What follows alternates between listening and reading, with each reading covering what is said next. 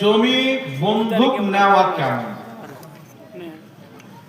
বন্ধক হচ্ছে একজন ব্যক্তি আব্দুর রহমান আব্দুল সাত্তার বলছে আব্দুল সাত্তারকে 1 লাখ টাকা ধার দাও। আব্দুল সাত্তার বলছে ধার তো এখন মানুষ দিবে না বাবা, এখন যা যুগ চলছে কাউকে টাকা ধার দিয়ে দিলেন মানে ওর বাপের টাকা হয়ে গেল। এবার ও যেমন আপনাকে ধার চাচ্ছিল দে ভাই আপনার দেওয়া টাকা বলতে হবে দে ভাই।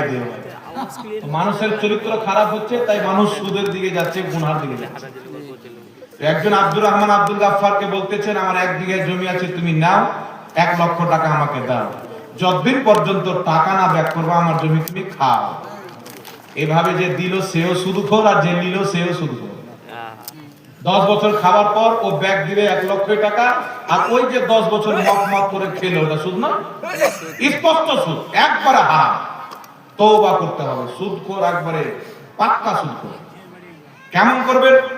10 লক্ষ টাকায় 1 লক্ষ টাকা দিচ্ছে আমার 1 বিঘা জমি, তুমি 20 বছর খাও বা 10 বছর খাও, 10 বছর খেলে লাভ লস তোমার, টাকা আমার, জমি ছেড়ে দিতে হবে, খাই খাল্লাসে।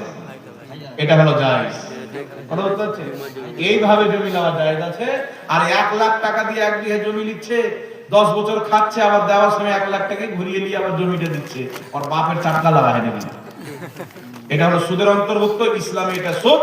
মুসলমানদের জন্য এটা খাওয়া আপন মায়ের সাথে কাবা ঘরের সামনে ৭০ বার জিনা করার চাইতেও বড় পাপ।